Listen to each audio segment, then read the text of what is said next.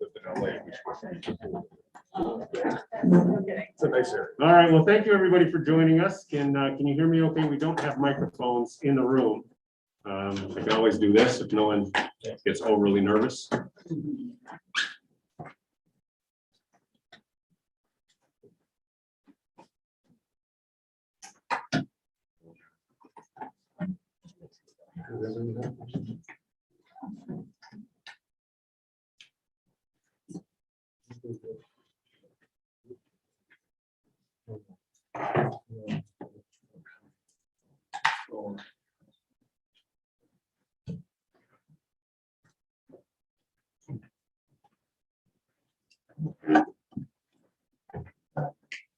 Okay, well, as I said, thank you, everybody, for coming. This is, I think all three boards have quorum. So this is, since we have quorums, these are official meetings of our various boards. I don't know if you want to open your meetings first. Go right ahead. I'll go for it. Then I will call to order the special board meeting of the Village of Trumansburg Board of Trustees, February the 15th, 2022. And I will open the special Town of Ulysses board meeting on February 15th, 2022. And I will open the Town of Covert board meeting. 2022. So as I said, thank you, everybody, for coming. I do want to take the opportunity to go around the table here and have everyone introduce ourselves. I think this is the first joint town board meeting that the three of us have had since our annual fire budget meeting. So there are new faces at the table, as well as folks from Parks and from, I believe, from Boy Scouts, perhaps in the audience. Has anybody seen Brad yet? Right here. Yeah. Oh, right. Did you want to grab a chair up here? I'm okay. Understood. We do have, and I apologize for being distracted by the Zoom setup here. We do have 31 folks joining us online, as well as all of the folks in the room. So there's obviously a lot of interest in this topic. What I'd like to do after introductions is kind of give, from the village's perspective, a very Cliff Notes version of how we got to the point where we are gathered here today. And then we can certainly open it up for whatever level of discussion the three boards would like to entertain. I would ask that members of the public, if you would please hold comments or questions. If we have time at the end, I will certainly make every effort to accommodate as many as we can, understanding that there are 30 people in the room and 30 people online, so we may not be able to get to everyone. The purpose of tonight's meeting is primarily for the three boards to gather and discuss this topic with State Parks and the Baden-Powell Council. So I'll start. We can go around the room and introduce ourselves. I am Roden Hart. I'm the mayor of the Village of Trumansburg. And with me are the various trustees from the board. I guess we'll start down with Ben. Ben Bachelor, trustee on the board. Jessica Giles, trustee. And Carver, deputy mayor. Keith Hannon, trustee. And I'm Caitlin Olson. I'm the town supervisor for the town of Ulysses. And these are my board members present. We also have one who is potentially listening in. Michael Boggs is down in Virginia, but Mary Bouchard, town board member. Roxanne Marino, just joint town board member. Rich Goldman, town board member. Ulysses. Over, who wants to go first? Oh, Mike Reynolds, town of Covert supervisor, and on the right of me is Deb Mackey, and on the left is Bill Bishop, councilman and woman. We also have Tammy Morse, clerk for the Village of Trumansburg, Carissa Parlato, clerk for the town of Ulysses, present. Fred or Dave, whichever of you would like to go first. There. Sure. I'm David Banfield. I am the commissioner of the Finger Lakes region of the state parks.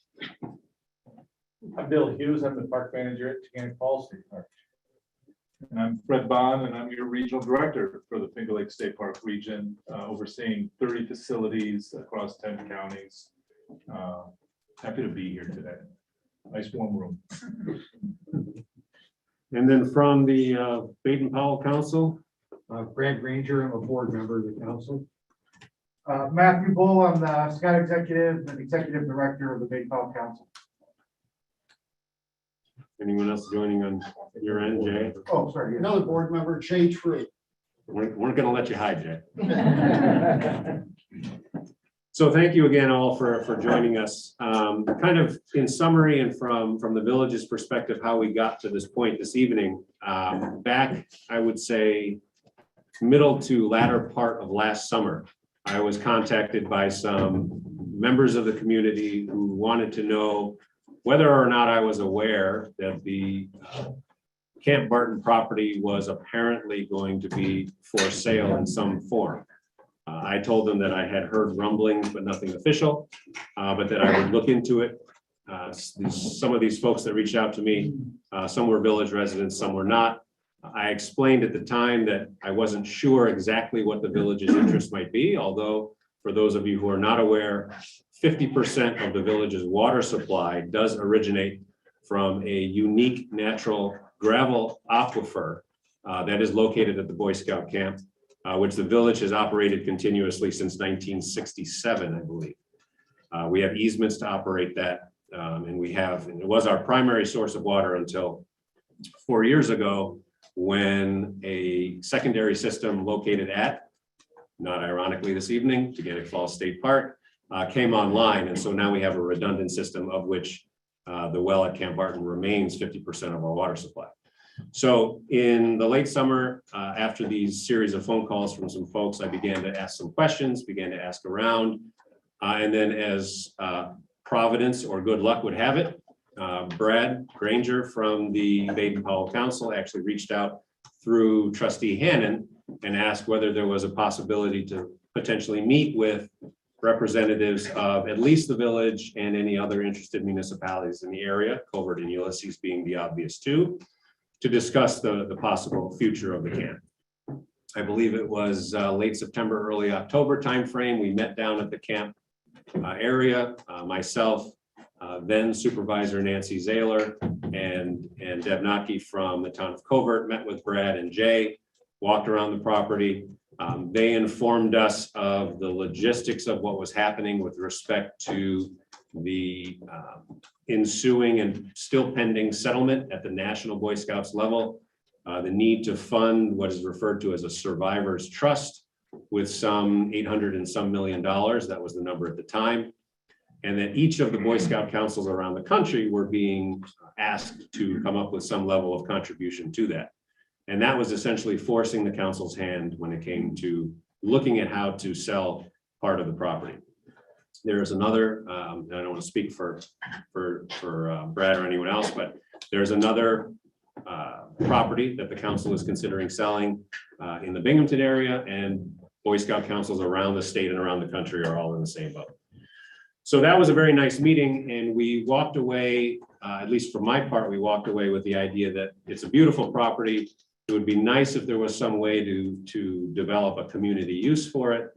The number that kind of very vaguely was thrown around about in terms of acquisition cost was in the multiple millions of dollars range, as you can imagine. I walked away with a number of 3.2, but that was just me. And so we left it, I think we left it, we meaning Covert, Ulysses, and the village, left it with Brad and company that we were interested in what was going to happen to the land. Certainly the village's interest with respect to its water supply was clear.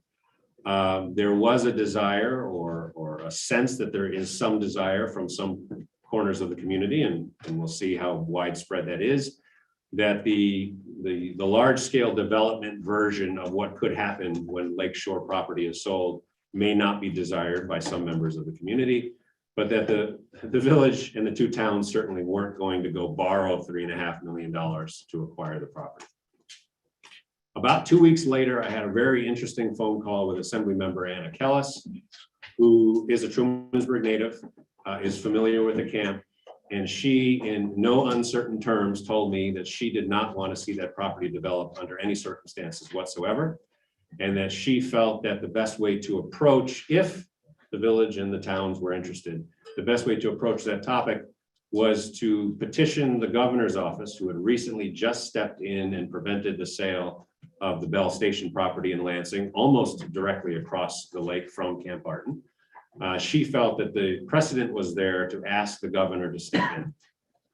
She, along with Senator Pam Helming from the north of us, began a very strong push with their representatives and liaisons in the governor's office to see whether the governor would be interested in doing something. And in that time frame, we had additional meetings with the council. Our towns began to discuss this. And then I think it was probably November, December timeframe when Fred and I had a conversation that there could potentially be a version of this model where state acquisition could happen. Potentially that would be through parks, which seems like the natural organization to own the land. But then, and again, I won't speak for Fred, but the parks weren't interested in the ongoing management of the property. Bill's got his hands full at Taganic Park, doesn't need to take on additional staffing and employment and all that comes with that. And so that kind of brings us to where we are tonight. And I certainly want to give Fred and Brad opportunity to speak from their organization standpoint. But where we're at, from my perspective and from I believe the village's perspective, is we have the potential opportunity for an acquisition of Camp Barton by New York State to be held in ownership by the New York State Parks and Recreation System. But the management ongoing of the property would be something that would have to be negotiated with some other entity, the municipalities being the obvious choice. And so we have to decide at some point whether or not the three municipalities are interested in taking something like that on.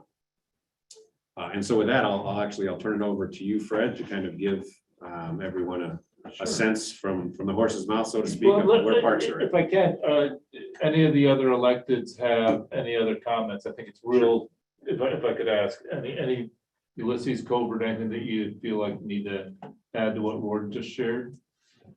The only thing I would say is that, I think that was an excellent summary, is that this model is not being invented here if it goes forward. So coincidentally, you never know what kind of interesting experiences will actually result in learning something. And I had the very coincidental experience of working in a similar project, but by no means intentionally. I received a paycheck from the town of Newcomb, which is in the Adirondacks. And the town of Newcomb has a leasing agreement with the state of New York for Camp Santinoni, which is one of 3 historic sites in the Adirondacks. And then they partner with a third party, the Adirondack Architectural Heritage, to help with fundraising and management and things like that. So I worked for Adirondack Architectural Heritage, 15, 20 years ago now. I received a paycheck from the town of Newcomb, and I lived on and worked on state land. And so the idea that this is possible is not something we're inventing or suggesting is a brand new way. And so it was wonderful to start working, from my perspective, to begin conversations with Fred collectively about how this model might be appropriate for our community, because obviously I regrettably do not have an extra $4 million in Ulysses' back pocket to just buy a very beautiful piece of land in the town of Covert. So thank you. Mike, Anthony, you good? What's that? Are you Yeah, good? go ahead. Okay, Go ahead. okay, well, excellent. So, and it's true, this is not a unique situation across New York State and here in the Finger Lakes region. We have examples of state parks owned property that is managed and operated by, in our case here in the Finger Lakes, by the town of Sodus. So there's a state park up on Lake Ontario called Beechwood. It's a beautiful lakeshore park. And the town of Sodus has a manager that lives on site, and they receive revenue from leasing out various parts of it, lean-tos for camping and such. And then they have the maintenance and operational responsibility. They've been very successful in receiving grant awards to support some infrastructure improvements in the facility. And so I've been in touch with our folks to begin to take a look at what we could draft for what we call a license agreement. And the timeline is pretty much what Gordon explained, a couple of adds to that. The letter that Assemblywoman Kellis and Senator Helming sent ended up getting routed to my commissioner. Commissioner of State Parks is a gentleman, Eric Ulysses, is the commissioner of Finger Lake State Parks. And he had an opportunity to tour the facility when he was here in the region on December 15th. Came back to me after having been through the park and said, you know, Fred, if you can sit with the municipalities or identify a partnership agreement with folks, State Parks would be interested in acquiring the waterfront parcels for of Camp Barton. Maintaining public access to the lake, being part of preservation of water quality. So there are many, many aspects of this that really tick a lot of boxes for our agency. That being said, you know, Rorden was spot on. Teganic Falls State Park and Bill Hughes, you know, some people think it would be an easy jump just to take the operations of Teganic and run it the 3 miles up the hill. Unfortunately, that's just not the case. We're seeing strong growth in attendance at Teganic. It's become even more popular in the winter, and our operational capacity is really challenged at this point right now, getting the job done. So we don't have the capacity to operate Camp Barton out of Teganic Falls. What we do have the ability to help is with the acquisition. And we may enlist the assistance of Finger Lakes Land Trust. Andy Zepp is here from the Finger Lakes Land Trust. We often work with them when we're acquiring properties. They've helped us enormously with properties around Treeman and up and down the Black Diamond Trail. They may come in and they can work a little bit quicker than we can. Our acquisition cycle is about an 18 to 24 month cycle for us to move all the way through that. Land Trust and a sister organization called Open Space Institute have the ability to move a little bit quicker. So they may be in a position, should we reach an operational agreement, to acquire the property, and then State Parks would purchase back. It would become State Parks property. Then we would be working with the municipalities on the operational side. So. Great, thanks, Fred. Dave, did you want to add anything? No, let him speak here. I am, Eric is the commissioner of the state. I just represent the Finger Lakes. I know we're very interested. The number, because of the virus that the parks have drawn during this thing, has been outstanding and amazing. And these guys have done a yeoman's job. So I can only tell you that the commission, without even polling it, would be 100% favorites. We want swimming, we want the camping, we love the hiking. It's full board from our commission standpoint. As it stands at this point. Brad, did you want to add anything? Sure. Appreciate being here tonight. Appreciate y'all coming. This is great. Let you know, we want to work with the towns, we want to work with the village and with the state to do this. I mean, the easy thing, of course, would be to list it for sale and sell it and be gone. We don't want to do that. We are listing some of it for sale up on Route 89. I've let the legislators know that that piece is a 40-acre parcel there that is for sale. But that doesn't include any of the waterfront. Our initial plan had been to sell the waterfront that's north of Trumansburg Creek. We backed off of that for the moment while things here progress. On the assumption we keep making progress, we'll hold off on that, liquidating that. So we appreciate this. We obviously have an interest not just in selling it, but also being able to continue to use the property for scouting. We're not looking to have a full-time summer camp as in the past. You're aware the number of youth in the area have declined. You all know your high school classes in the area smaller than they used to be. Just fewer youth. We have another camp down in the Binghamton area.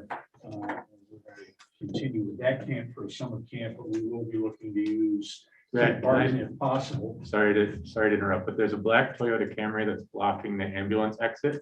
So if that's your car, if you could please move that. Sorry, Brad, sorry to interrupt. Sorry to interject. No problem. That's important. Yeah. So no, we're looking to continue to use it, some weekends, activities, daytime activities as well with scouts. And we're also committed to contributing to that. Labor, we can bring volunteers into work, and we're willing to talk about financial contribution as well in order to keep this going. So we appreciate everybody being here, and I hope the village and the towns are able to work out an agreement with the state that's acceptable. Great, thanks, Brad. So I'll just kick it off, and then I'll stop talking for a while and let kind of everyone from the towns. I'd like to hear specifically from the towns of Ulysses and Covert kind of questions, and kind of how. I've had lots of meetings with Fred and Caitlin, but I want to kind of hear from everyone else, how we might proceed. From the village's perspective, I have received some questions from village residents, specifically to the point that while Camp Barton is a well-known and well-appreciated natural fixture just 3 miles down the road, it is not in the village. It is not even in our county. So what is the village's interest? I touched on the water piece. That is not insignificant. Our water quality and water distribution system is a standalone significant source of water on the west side of Cuba Lake. We do not have any other options for water. Waterloo is the next closest water treatment plant to our north. We do not have any options when it comes to tying into Bolton Point or the city of Ithaca. All of those options we investigated exhaustively over the course of many years before we invested the money in our water system down at the park. So the water quality piece and the protection of that well, and if you're ever really interested in underground geology, it is actually fascinating. There is not another well like it, as far as we know, anywhere on the lake. We punched a number of test wells in that area when looking for our secondary source and found only clay. So the fact that water exists there is something of a miracle of nature. So protecting it is very important to the village. There's, of course, the environmental concerns over algal blooms in the lake, septic runoffs. There is no access to sewer system in that area, so any developer will need to put in septic systems. So those are all other considerations that I know that is high on the mind of village residents.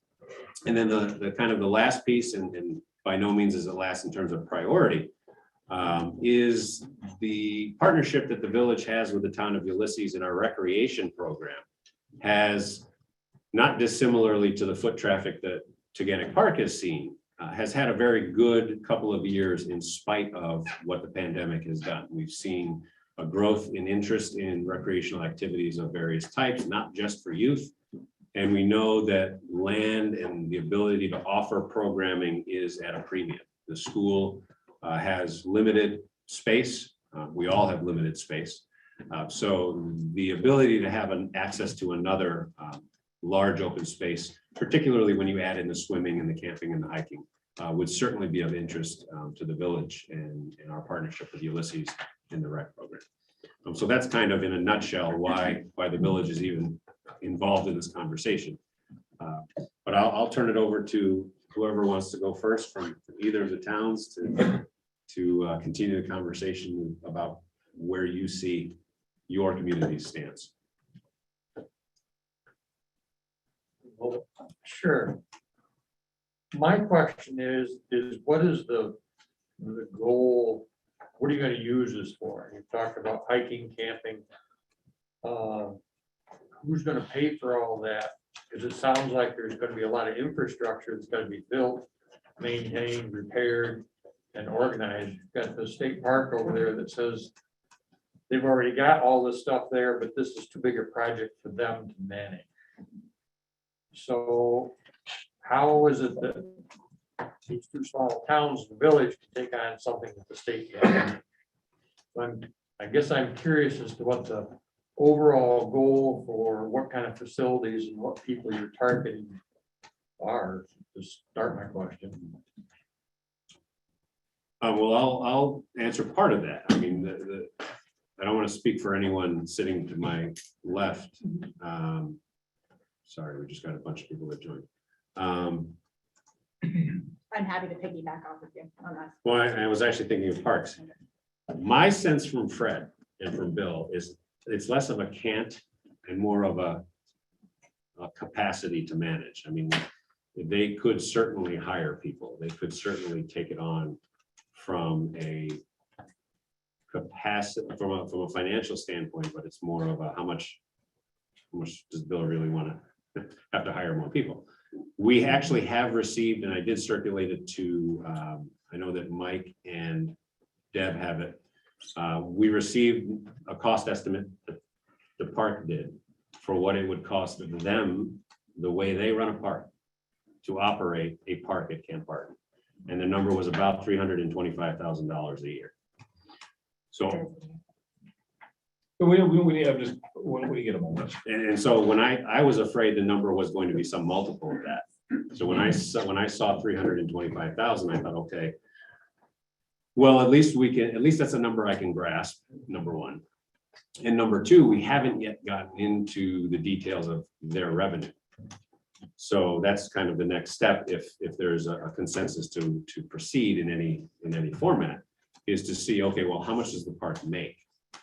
Because now, if we know how state parks would operate Camp Barton, and we know what that looks like from a cost perspective, if we can then say, well, Bill tells us that they could bring in $475,000 at that park.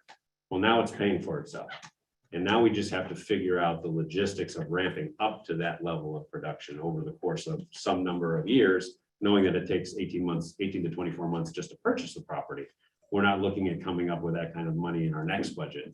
How can we, like any business, how can we ramp into that revenue stream to offset our costs? It would be my thought about how to approach it. As for the use of the property, that's something that, again, I think would be part of the discussion between the municipalities. I think Parks certainly has their opinion about what a state park should look like and how it should operate.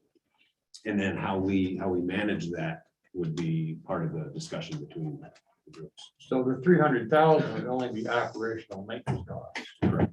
Still got all the stuff you'd have to build to do whatever you're gonna do there.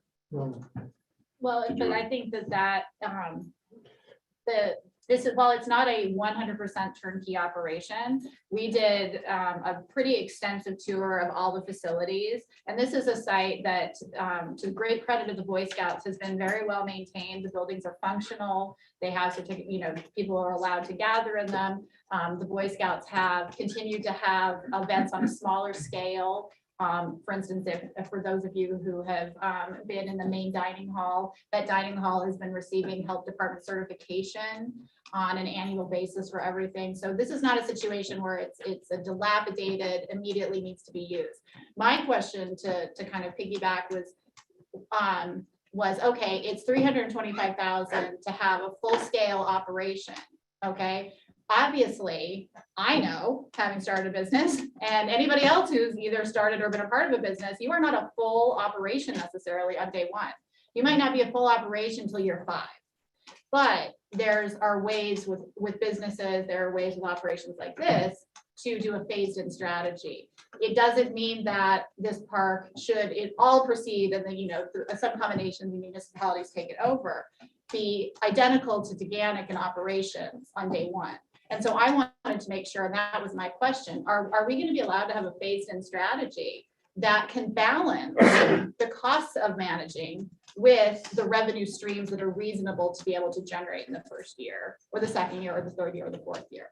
And so I think that I would love to pass the baton to you, because I feel like you answered that very adequately from my perspective. Sure. So just Rory, a point of clarification. Operational budget for state parks is tight. We've been operating with flat budgets for All the time. We got grass, remember? yeah. So operationally, we've been flat funded, and we just don't have the financial capacity to take on the operational responsibility. Okay. Land acquisition, we do have capacity in. So to actually purchase property, that is something that our agency has the financial resources, the means to acquire property.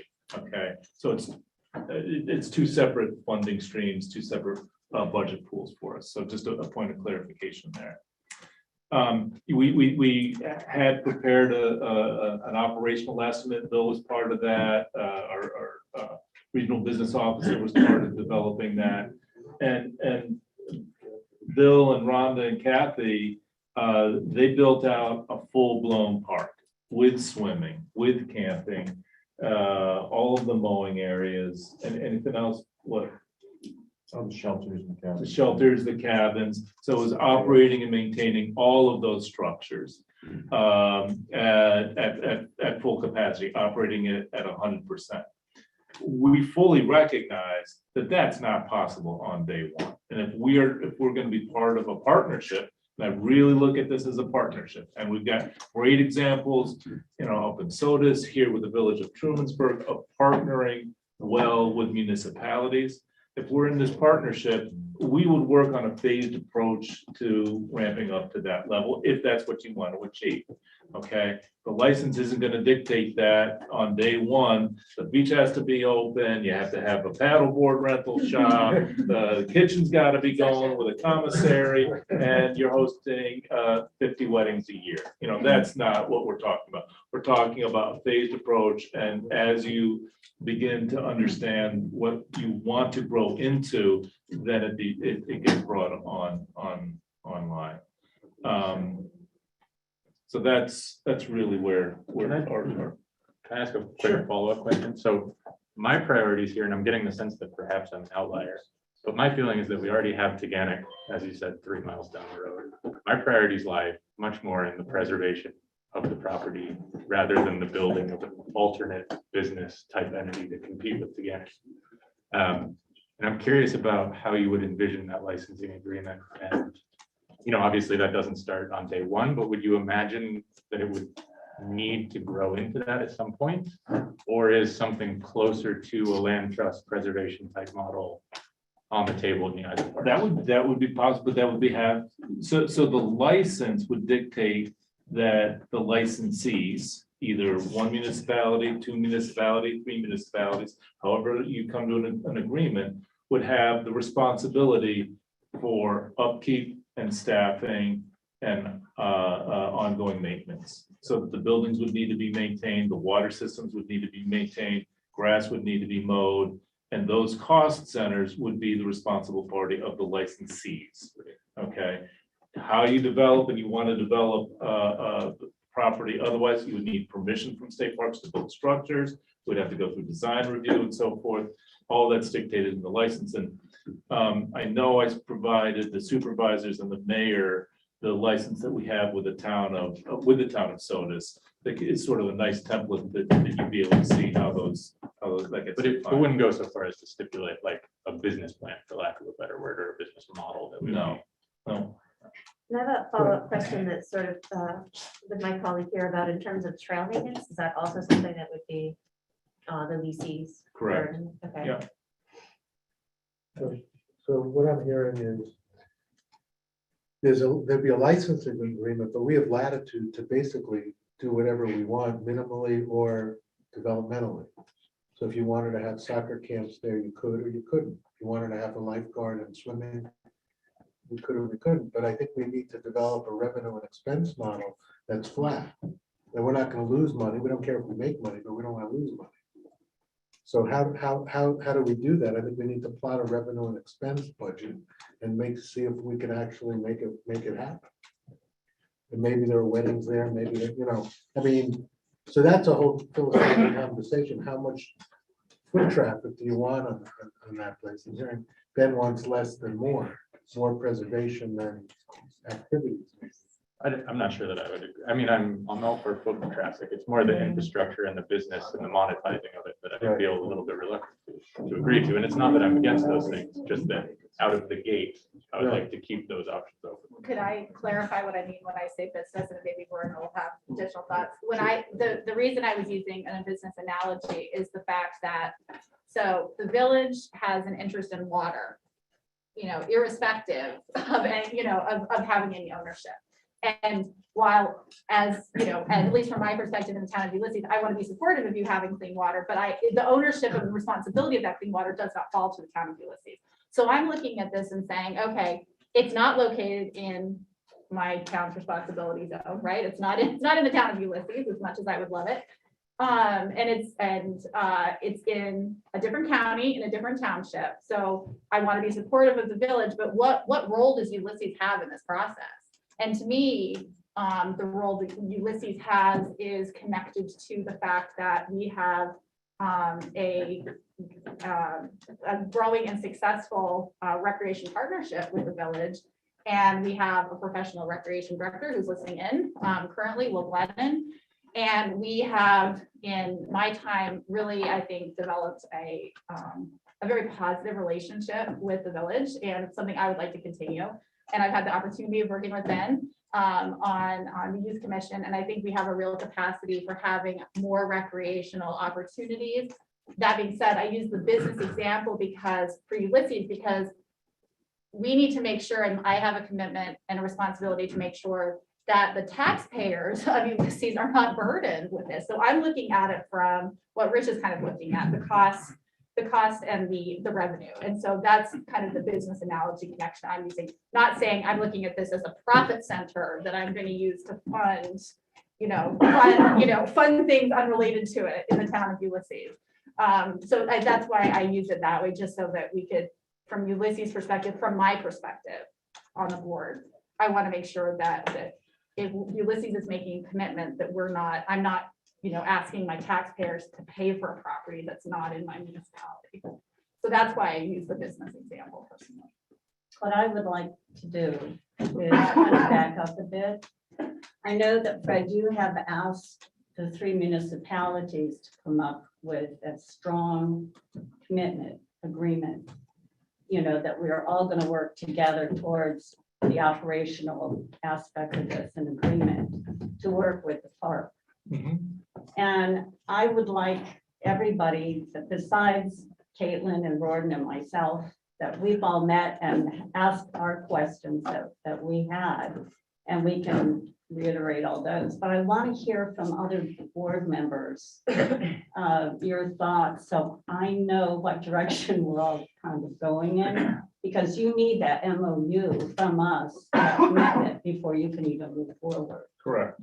The only other thing that I would add in, and you talked about developing of the revenue side of a business model for operations. Happy to spend some more time on the cost centers.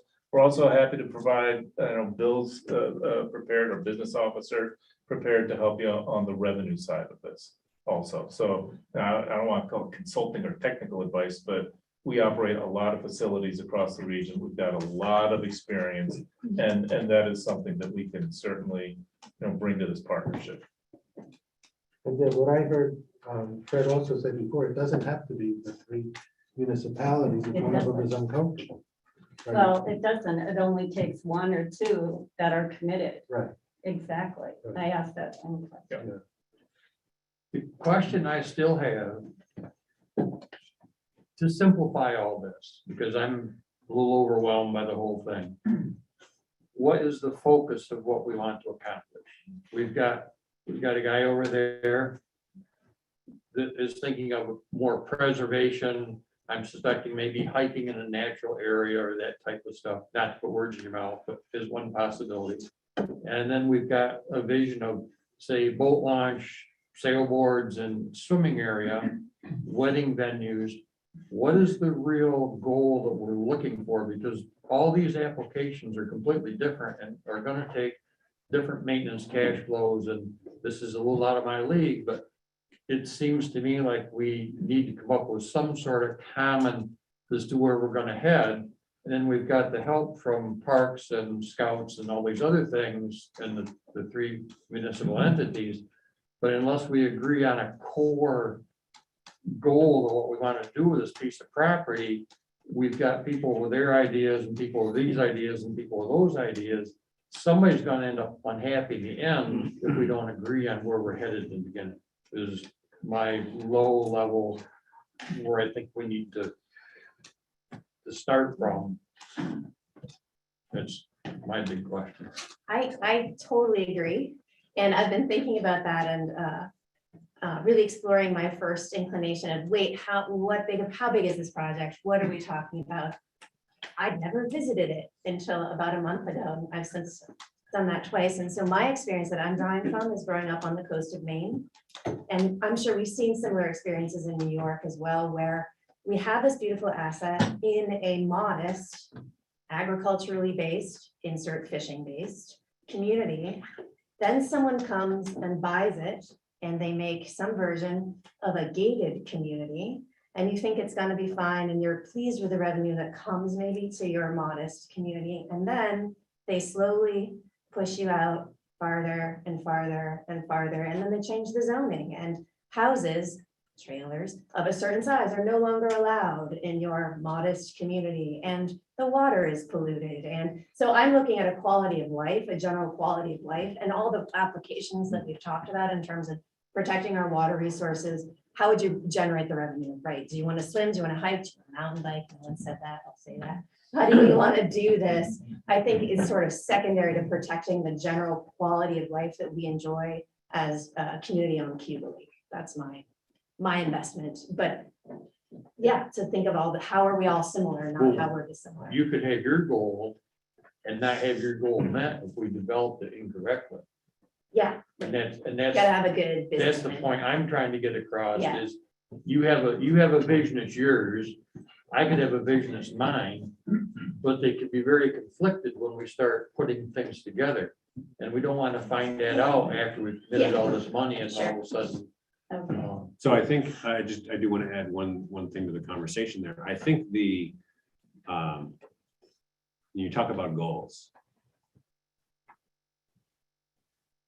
I don't know if I always succeed, but I try whenever I'm thinking about topics to approach everything from the simple perspective of what is in the best interest of the village of Trumansburg. And so from that perspective, the fact that it would be Parks that's the owner of the land automatically creates guardrails around what could be done, because they have to approve the operating agreement or lease, so to speak. So if entity X, if Parks purchased the land and entity X said, we would love to be the holder of the operating agreement for that property, and here's our plan. And it included, a high-rise hotel resort, Parks is probably going to say no, I'm guessing. We don't know that for sure unless it's guaranteed. We know we would have to find a single New York State park where that exists to acknowledge that it's a possibility. I tend not to think in terms of things that have never happened before as being likely. Right, but if we're looking at long-term protection, if for some reason state parks change management and they did decide to allow that type of thing in, the vision that we've got here of keeping it small and environmentally friendly could be damaged. And not the same against state parks, but managers and governors come and go and policies go with it. Well, I think that's up to us in the operating agreement to make sure those items are excluded. I also think, and I'm wandering into a little bit of the law that I haven't researched in a long time, but I think that there are some areas of municipal law and state law that would prevent parks from, for instance, turning Taganic into Las Vegas, just as an absurd example. I think that there are some protections. I think to answer your question, what's gonna happen to this property? If you all decide that you don't wanna do it, and we're telling you we do, then there's gonna be houses and all the develops and all these stop for it. So you're only gonna get one shot at this property, and you are the people, and I think a lot of good people sitting around this table that make this decision. We're not making it for tomorrow. We're not making it to make a lot of money. We're making it for the second and third generations of our families. And they're not building any more lakes. They're building a lot of goddamn shopping malls. Let's put it this way, to your question, if we don't take it over, if we don't do this, 100% it's gonna be all those other things. Yeah, right. If we take it over, maybe it's 1% it might be in the future. I'm happy with those odds. But as this man said here, his main goal is to do what's good for the village of Interlake. And that's our goal, to do what's the best for the town of Covert. So that's, Right, understood. Understood. Right, but I think we come to it, and I think everyone I've talked to has come to it. The primary reason for doing it is to protect the lake and the land from development. Well, and I think to Deb's point, this is the meeting to find out whether we're all on the same page. Because the reality is, if the village or the town of Ulysses or the town of Covert walks away tonight and says, to heck with those guys and gals, we want no part of this, the plan can still move forward. So if the town of Covert decides that you have reservations enough, or if Ulysses decides that they have reservations enough with the village, whatever the case might be, if any one of the remaining three or two of the remaining three are committed to working with parks, the plan can still go forward. I just can't get a handle on what the vision is supposed to be. That's my big thing, is I'm not. So I But think that that's the hasn't idea. Why don't we, even been why don't we go established around yet. and we'll share our thoughts? Isn't that what, get a feel for what the board members would like? Why don't we? Okay. I forgot one other thing that's actually a vested interest of mine, and that's a lot of traffic in the downtown corridor of Trumansburg for the people that would be visiting, like we've seen from Taganic and the Black Diamond Trail. So, and then that spreads out to coming to buy the produce that we're growing in our neighborhood communities and villages and in the greater town, and the artists and the crafts and the literature and the music. And they don't necessarily all have to live here, but they could come visit and spend a bunch of money. As someone who hasn't spoken yet, I'm happy to kind of jump in and throw my 2 cents at it. What I'm hearing is there's a lot of agreement on kind of 2 things. One is protecting it from what I think we assume will happen if some conglomeration of these group folks around here don't kind of jump in. And 2 is they're then having the most say in what does happen. And I see that as being involved as a board in that decision and management, so that we can protect it from development and have a say in the future point. I don't personally feel like I need to have every detail of that plan figured out just yet. I have a lot of faith, I'm working through our budget processes with all the different boards, and knowing many of the people on the Ulysses board specifically will come up with something. And I don't have so much of a vested interest if it is hiking versus swimming versus weddings. I'm happy to be very flexible on all those different pieces to get us to an operating budget where we feel that we're not putting any, taxpayers in a weird spot that doesn't make sense. So I'm very supportive of the idea of continuing forward on this, because I think it puts us all in the best place to have an impact on what happens on this property going forward.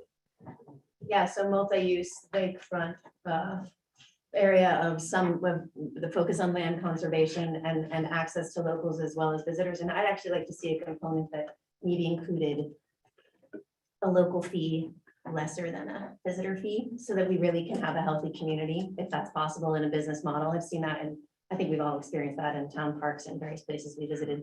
But I am multiple swimming, hiking, biking. I think we should really consider, because there's also a lot of money in that sector, and weddings, tons of money. And we don't really know each other. And Roxanne, I think you know my history, but I come from starting a restaurant and winery business 20 years ago and on Seneca Lake. And so watch the Stone Cat Cafe. Did that for 16 years. So watch how things evolve and what happens when you have a collective and when you don't. I'll go last. Sure, I mean, I think I've already said my piece, but I will just clarify that when I say preservation, what I primarily mean is preserving public access.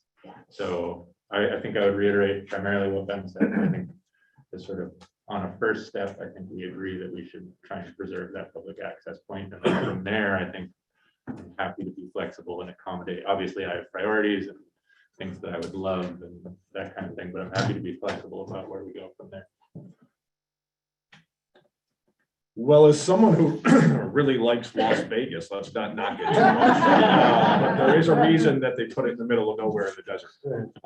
So definitely don't want that. I have 3 children, 10, 7, and 4. I coach locally. What I see is just a real need for more recreation space for our kids. Be that Boy Scouts, be that, you shouldn't have to be a yacht club member to get in a boat, right? I want our kids outdoors. They've been through a lot with this pandemic. It's been rough on all of us parents, but it's been really rough on the kids. You see it in their psyche when they come to basketball practice and they're bouncing off the walls. So that is my chief motivation, is just giving more opportunity, more access to our youth, to get them in a place like that, get them hiking, get them boating, archery, whatever it is, soccer, baseball. I've traveled enough around to other towns, with travel teams to see even smaller towns that have better facilities. And it's really unfortunate because, there's a lot of talent in our school district, all of our school districts. And we have a lot of nature around us. And I think we could really utilize it to our advantage for our community. We could talk all day about statistics. The youth are not as active as they should be. And they will eventually have to take care of us all. And so I think we need to put them in better positions. And I think this property is an absolutely awesome opportunity to do that. That's where I'm kind of coming from. Preservation is great. I like weddings. I've been married, still married. Still. Could be again. Yeah. I don't want to do that, but yeah. So, I'm open to a lot of what's being discussed here. And I'd also say, what? I don't know what the percentage of something bad happening with the property is. I know there's probably a 100% chance that we won't all agree on everything. And I think that's okay. So I don't want to not get excited about this project because, we might not have 100% alignment on all of our visions. That's why we come to the table and we talk as this thing goes along. But I think as long as we have a general consensus that it's a valuable piece of real estate for our communities, I think that's what we need right now. That's it. Well, I have to say that I agree with what Rich said about operating this property really not to make money, but just to cover our expenses. If we make money, that's a good thing. But, I realized that initially there may be some sort of investment in the maintenance that doesn't pay back right away. But that's okay, because I think that whatever we decide to do with the property, and I support, mountain bike trails and hiking trails and swimming. One thing I noticed when I moved to this area, I grew up in the Thousand Islands, where everybody has a boat.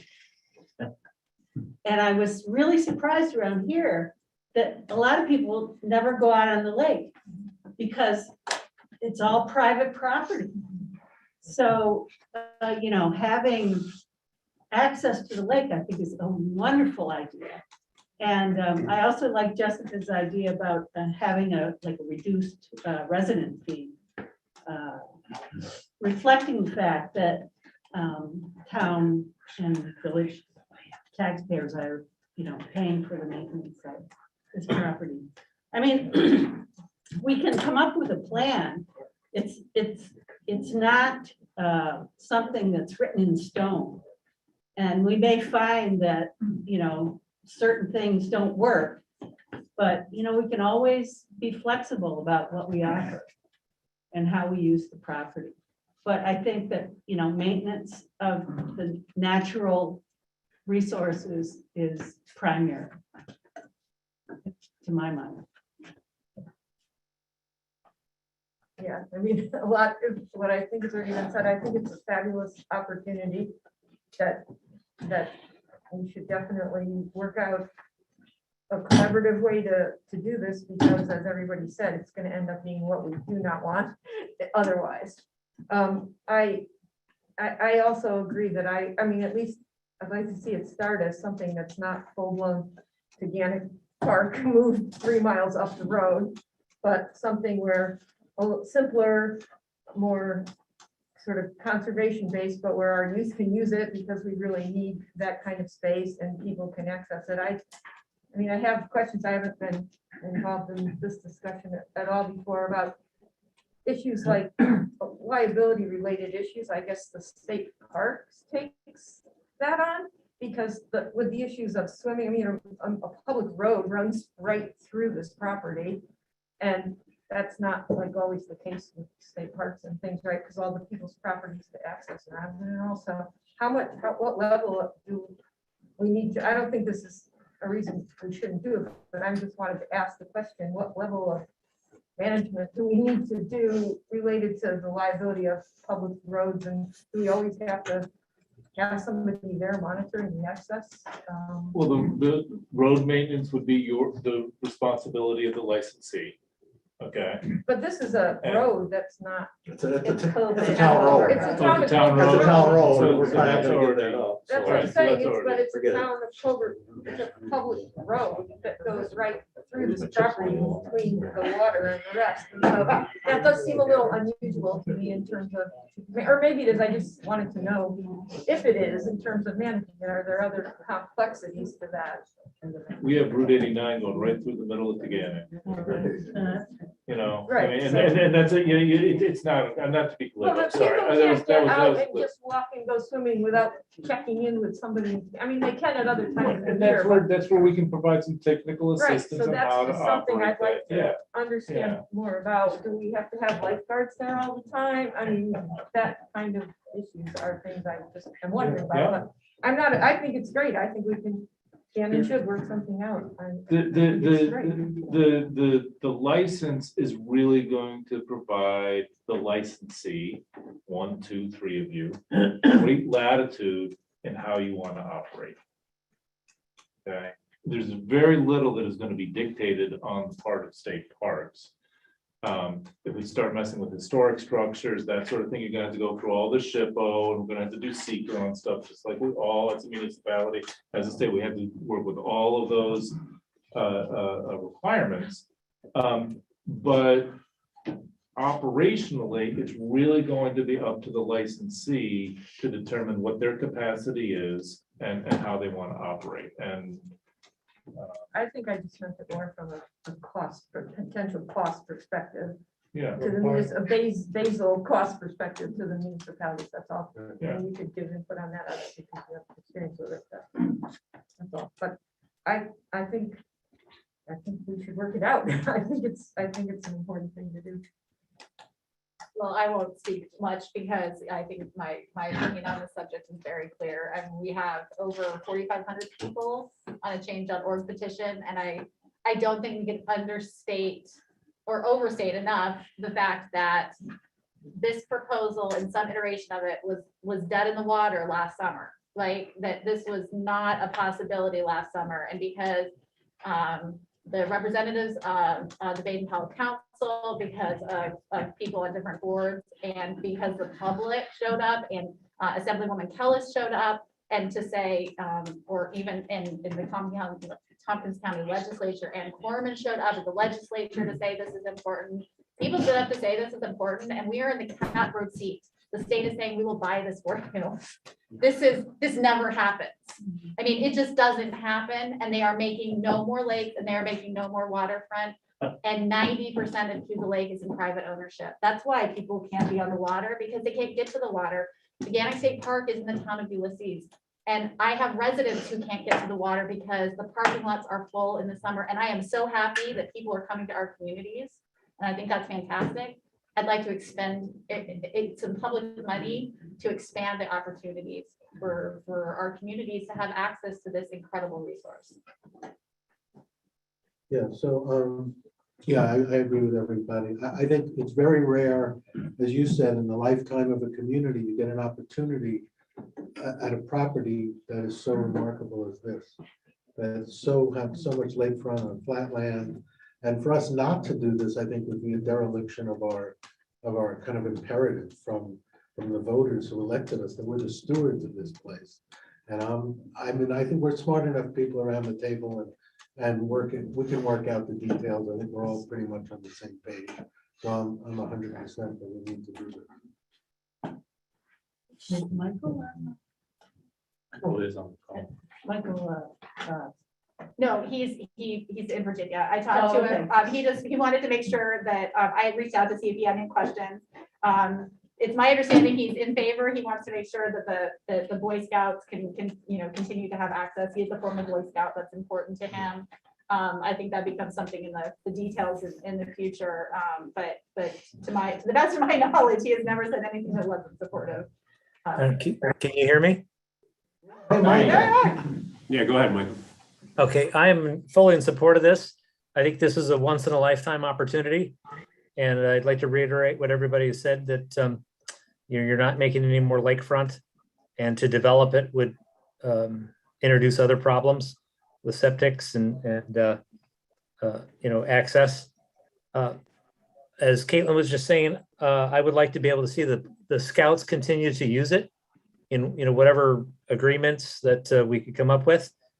This is going to be an evolving process, and it is, I don't want to sugarcoat it. It's not going to be easy, but we already work with Covert and the village of Trumansburg. So we have good relationships there. And I believe that we can come up with a good plan to, I want to say, to develop a park.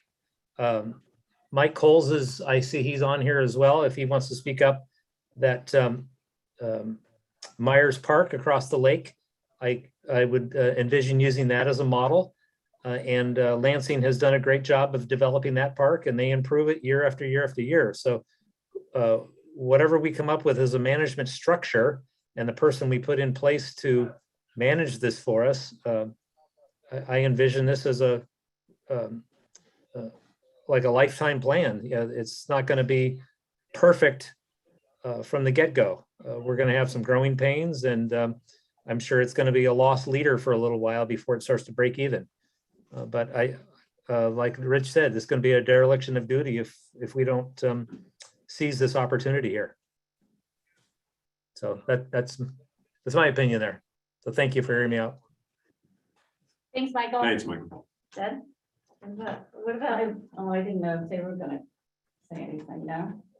They just hold the check. Oh, okay. Well, I'm glad that you do. I live on Frontenac Road. My family's lived there since the 60s. And I love the Boy Scout camp. The sign is on our property up on 89. It's always been there. And you've been good stewards of the land. And I think this is our once in a lifetime, our only chance to do something positive and give back to our communities with this open lakefront. We have to do our duty, our due diligence. We need to step up and take responsibility and do this. And I'm hoping that we can all agree, because if we don't, if there's one that doesn't agree, we don't have any say in what the other two municipalities will do. So if we want to be a part of it, we need to make a firm commitment and see all the wonderful things that we can do, have done, and have a say in it, have a proper say into what is to be established down there. I don't think we're there yet because we don't have that firm commitment. And I'm glad to see everybody's envisioning all these wonderful things that can happen. And if we want them to, we can make them happen. But we first off have to make a firm commitment from each municipality. Each board has to come up with that firm commitment to make this agreement work. And I hope that we can move forward with this and establish all the things that we need to do, the operational agreement, all these hopes and dreams and thoughts, and for our youth and generations to come. And I hope I'm alive to see this all happen and move forward. So I'm all in favor of this, 100%, everything. So I can do anything or ask more questions or do anything, I will be more than happy to do it. Thank you. Town of Covert, we met last night, we talked about this subject, quite a bit. The board, I think, they made it pretty clear to me last night that, I think they support keeping Barton alive and keeping it going the way it is, or keeping it going in some form with the state parks or whatever, but they made it quite clear to me there'd be no taxpayer dollars going into it from Covert, so, I guess, right, Bill, if we agree with that? Well, Yeah, that's- but It's a concern and it could be a major expense on a town of Covert being, our tax revenues are less than yours are.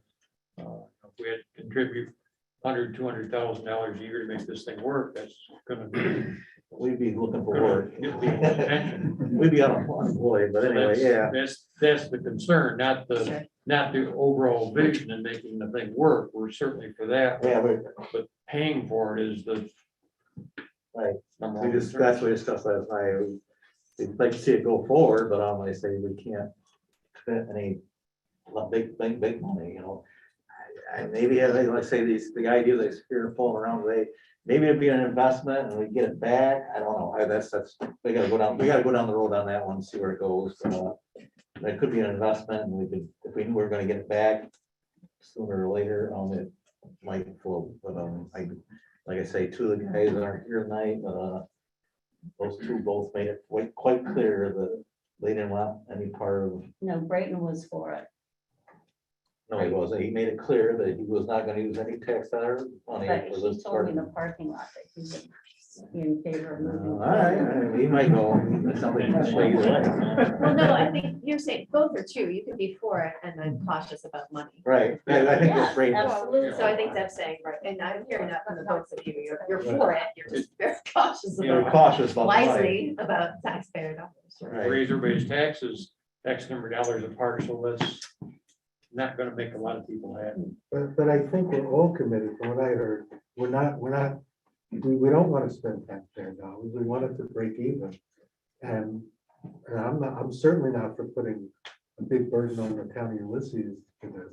since it Well, I is- pay taxes in both towns, so I'm a little sensitive. So do I.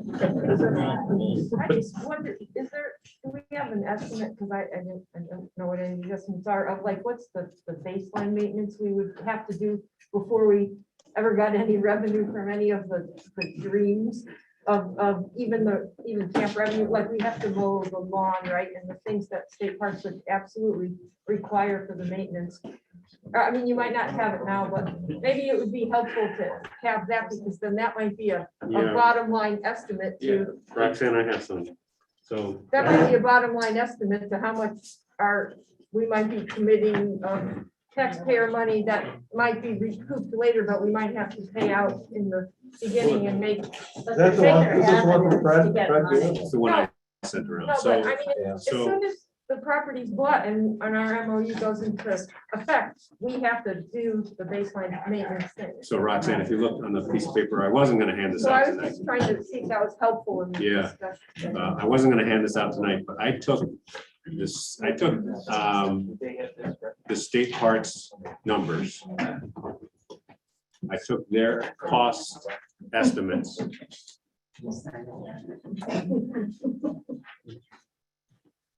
I took the parks cost estimates and broke it down by category. So this will be available online. I don't have enough to hand out at the moment.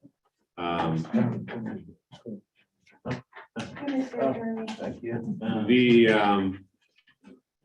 The cost estimate that the park provided did have it broken down by category. I don't have that printed out.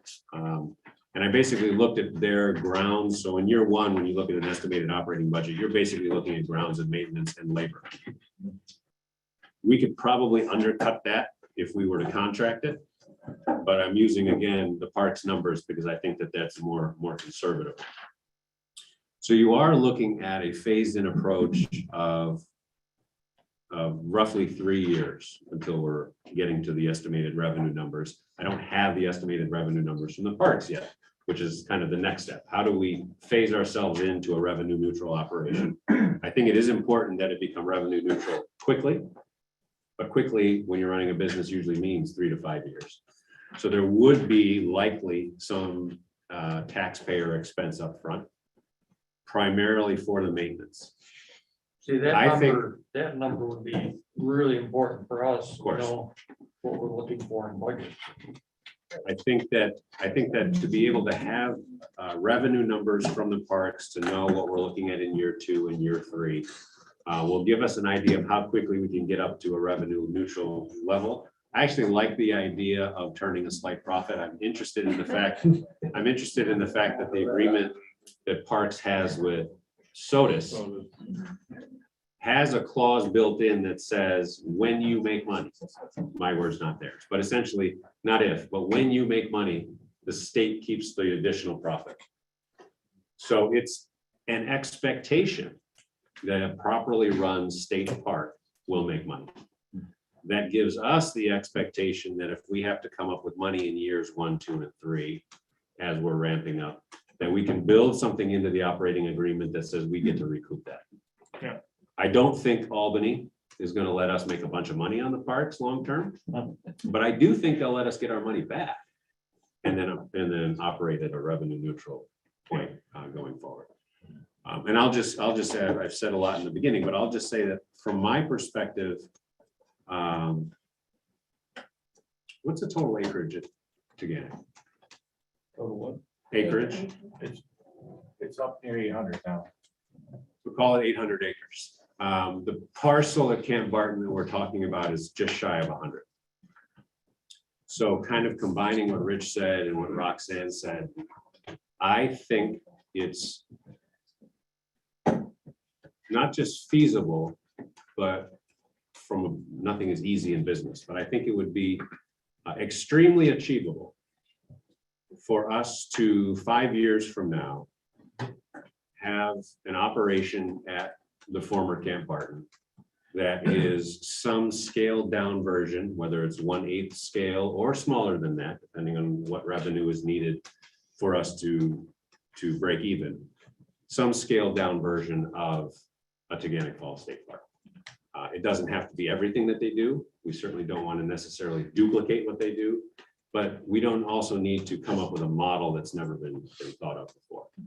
I do think that the point is very well taken, that probably not since New York State acquired the land that is Teganic Falls State Park have we ever seen an opportunity for our local municipalities like this one. And I certainly don't think we will see one again. And so if the choice is a decade from now, when potentially none of us are sitting in these seats, we have something held in private hands, whether we like it or not, it's something held in private hands. Or we have the opportunity to be the custodians of the future Front Neck Point State Park. I think the latter is the better option. And I think that if we don't take the opportunity now, then we're not going to get to find out what that looks like.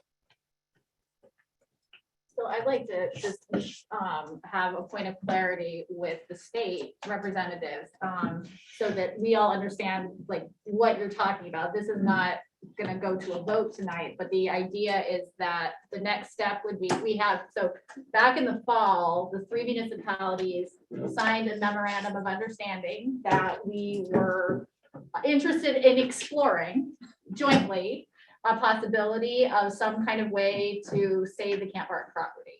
Is it correct that it's our understanding at this juncture, the next step for the state to do anything would for us to create a new memorandum of understanding that expands upon that original one that says some combination of 1, 2, or 3 of us are interested in exploring and looking at and developing an operating agreement. And the memorandum of understanding is not signing that operating agreement, but it's getting into those very specific, very pointed and appropriate questions about what do we do with the state of public road that's going through the middle of the park?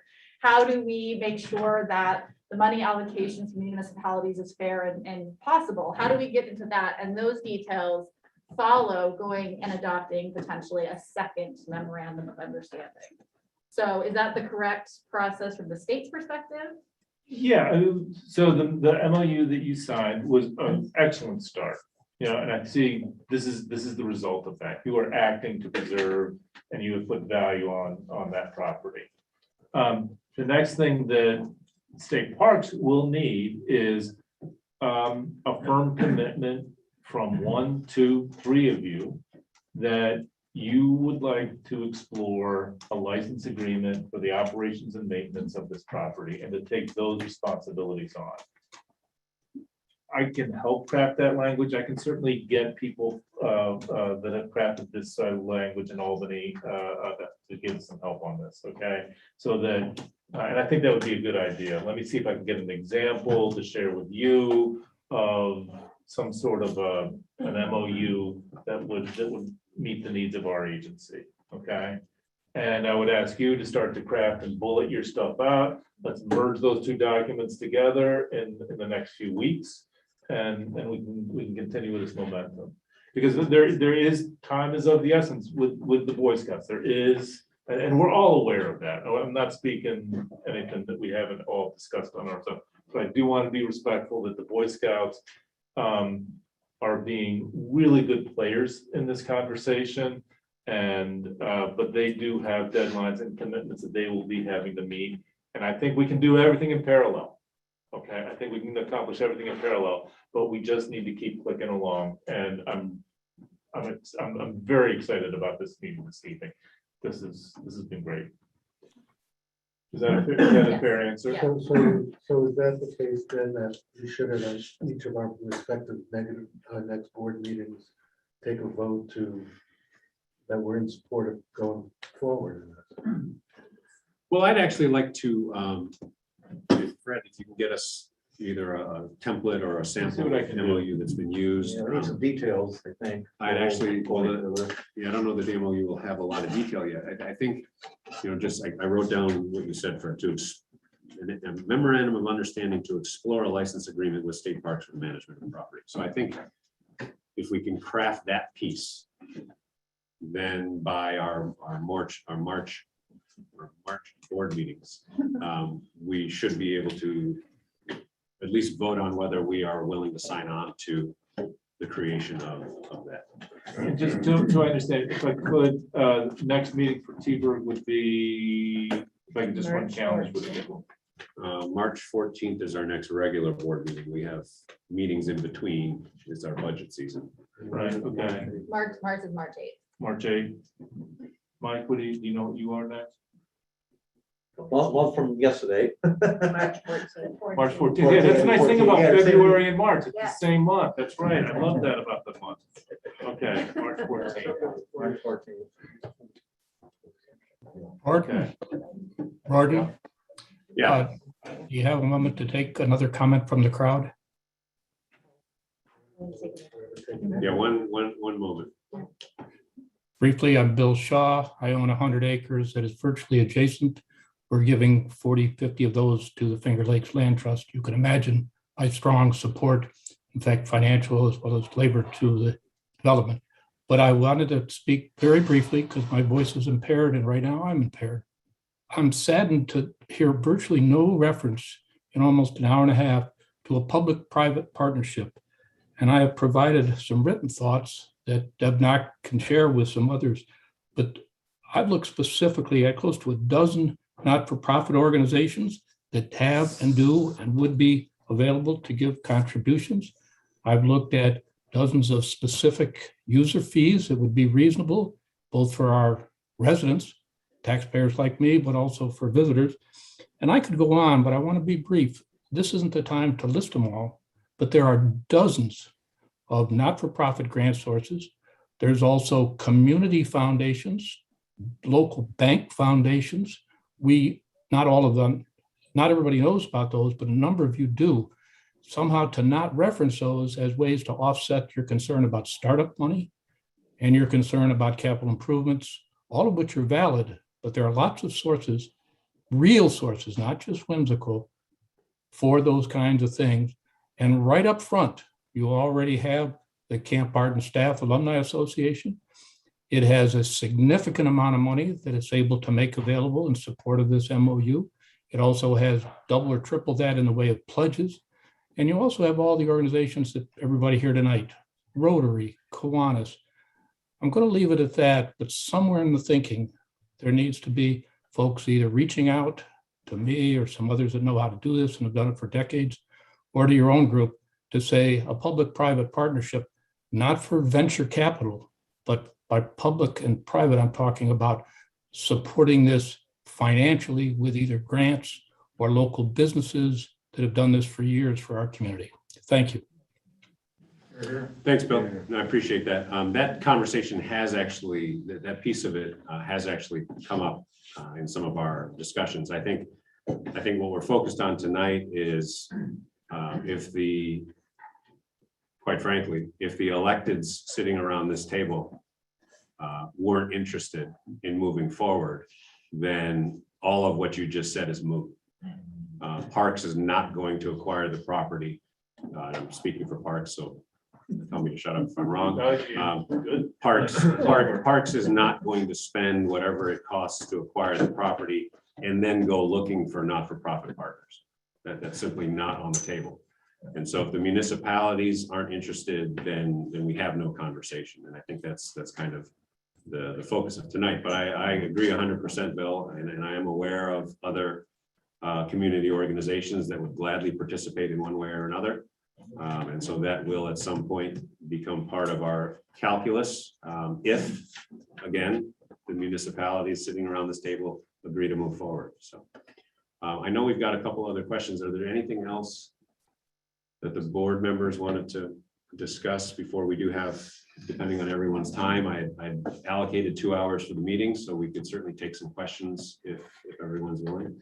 You know, Roden, the only thing I would share, and I think this is a great thing. I've had, and I think several of us have had contact with our state elected representatives, and Assemblywoman Kellis, Senator Helming, Assemblyman Tomasano. I spoke with his office the other day. They're very interested in seeing this sort of a collaborative effort and would stand to support. They would also have access to some funds to help with this. There's the CFA grant process that would be applicable to this. So to Bill's point, if we do get to the point where we have an agreement, I think we will be able to identify several sources of funding to assist with the lift. Anything else from the board member? I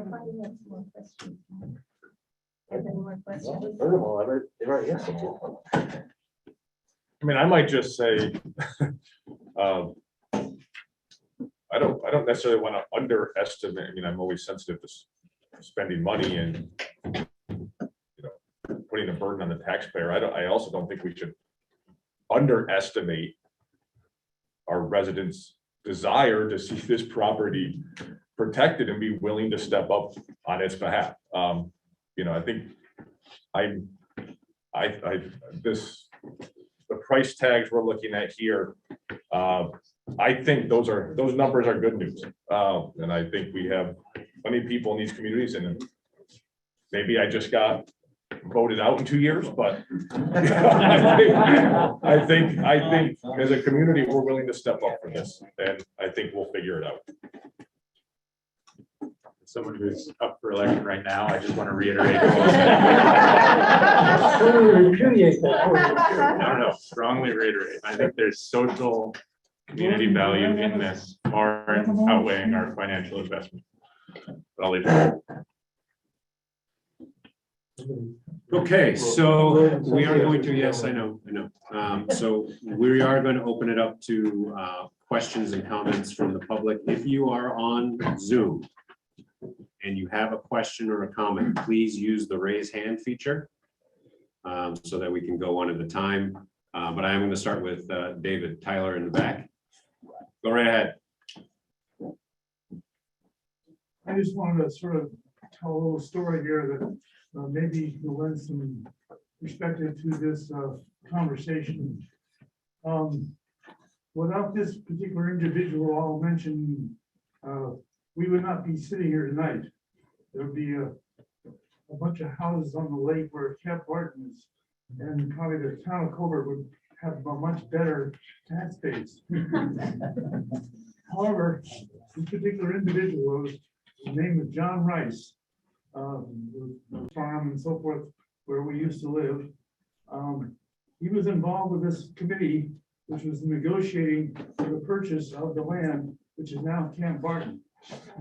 And the committee couldn't get themselves together. And one weekend, I think it was probably the 4th of July weekend, where everybody was away, he was the only one who was around. And the realtor came up to him and said, well, if you guys don't make a decision, this is gonna be gone. And it's been going to be gone till tomorrow. Apparently someone else wanted to really buy it. So basically, John Rice stepped up, put some money down without anybody else sort of okaying it. And they came back at the end of the weekend and they had to make a decision. He was out on the hook, and they made the decision to go ahead and this was back in the 30s, I think it was. And this was something that was, the story told me probably 15 or 20 years ago. I remembered it, and I've always thought about it, because I've always enjoyed being able to walk down to Camp Barton along the road and so forth. Heck of a climb coming back up. But it's a great walk down. Anyway, so I just wanted to say that don't let this thing slip through our fingers. Thanks. Add Keith Sears to that momentous event, and we're blessed by owning his land 80 years later. Thank you. Yes, sir. My name is Bill Wright. I am the unit commissioner for Scouts PSA in the Trumansburg area for Pack 3, Troop 13, and Troop 613, Girl Troop. One, if you don't mind if I call you Barton, to back you up on that, 100 years ago, Barton was moved from Teganic up to where it is now.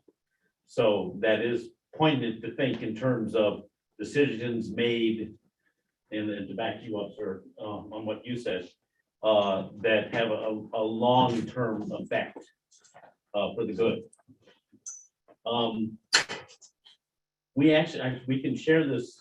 I mean, these guys are my bosses, so they can say something otherwise, but my understanding is we have statistics for how much money it cost to operate Camp Barton in 2019.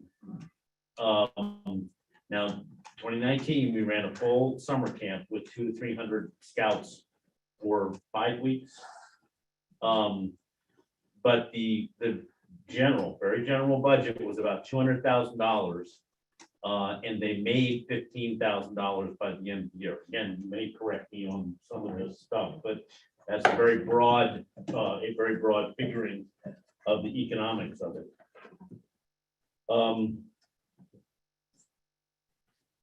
I can say that locally, we are still very committed to going to Camp Barton to do things, state park or as owned by Baden Powell Council. There are merit badge weekends planned for the summer for 6 weekends. 6 weekends. Let's see. There will be a Cub Scout camporee. There will continue to be Cub Scout camporees because, as my friend once said, Cubs don't travel. They really want to go to some place that's nearby in case they want to go home. That's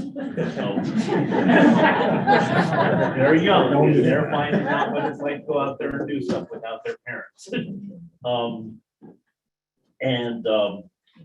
Those are happening a couple times per year.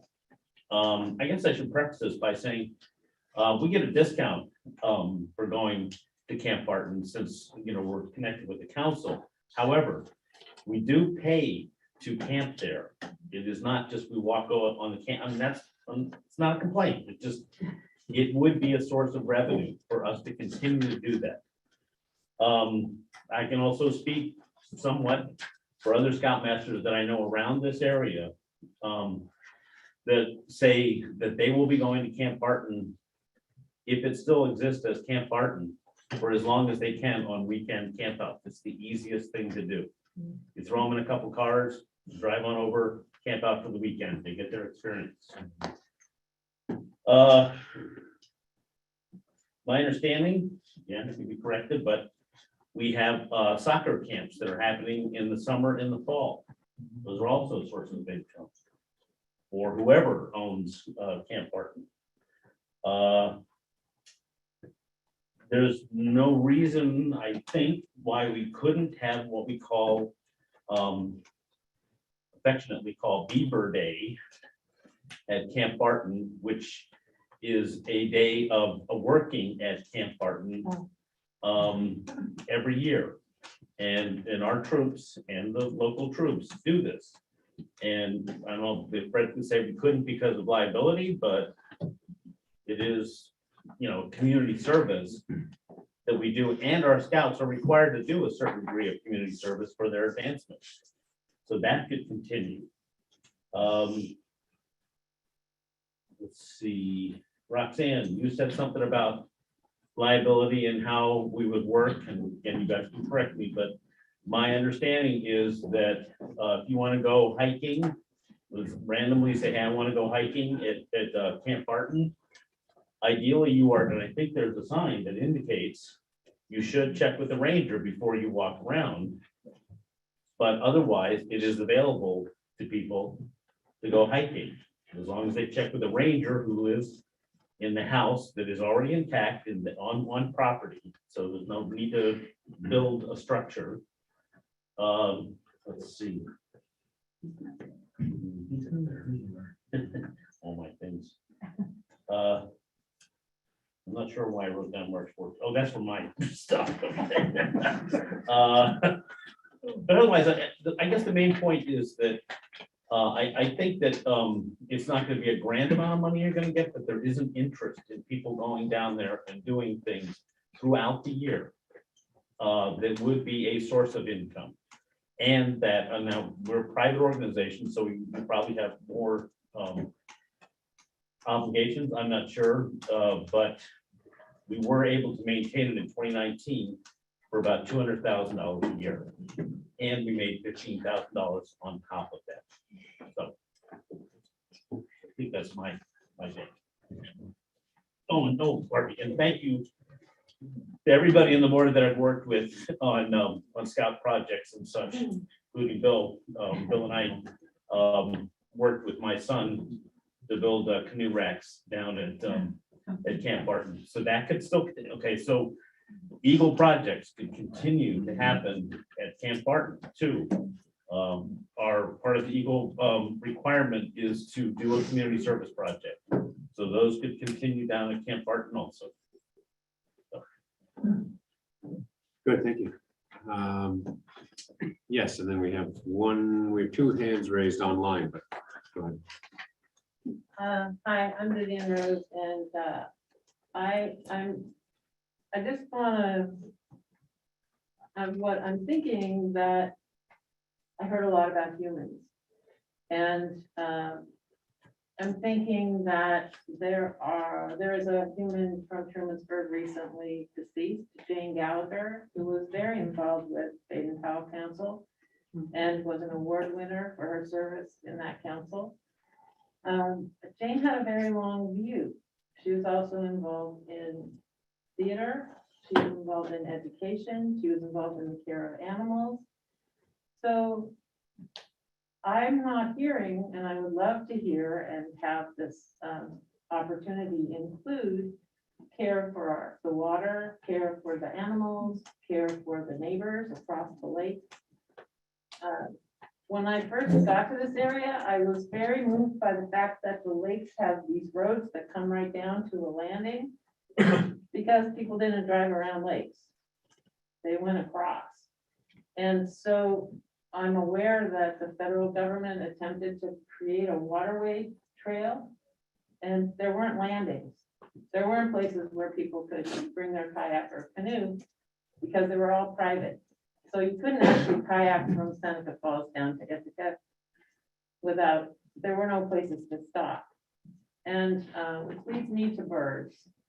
You know, us kinds of people have been here for about 300 years, and the lake's been here for how long, right? And I'm hearing that birds are having a hard time reproducing because there isn't food for their young.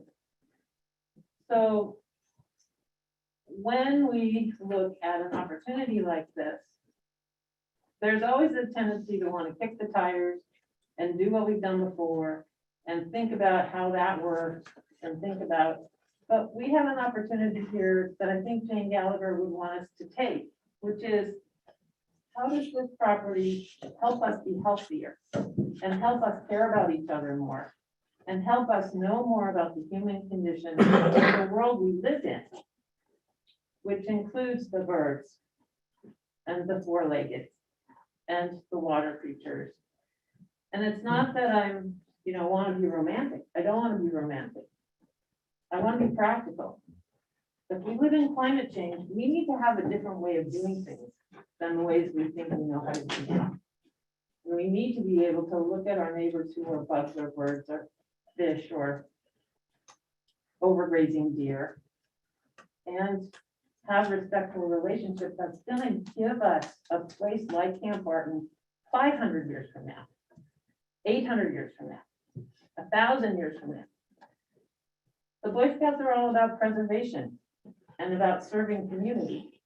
I can't think of a better way to serve our community than to make Camp Barton into a place where we consciously nurture our communities, whether it's theater or art or planting for birds or taking our boats across to our neighbors on the other side of the lake, but thinking about connections and not about, we have to mow this much lawn.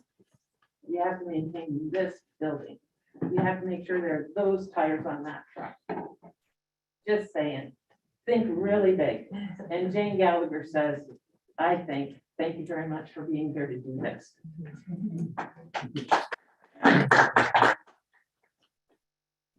Thank you. Thank you, Vivian. Just going to go to Mark Rosenkrantz, who is joining us via Zoom.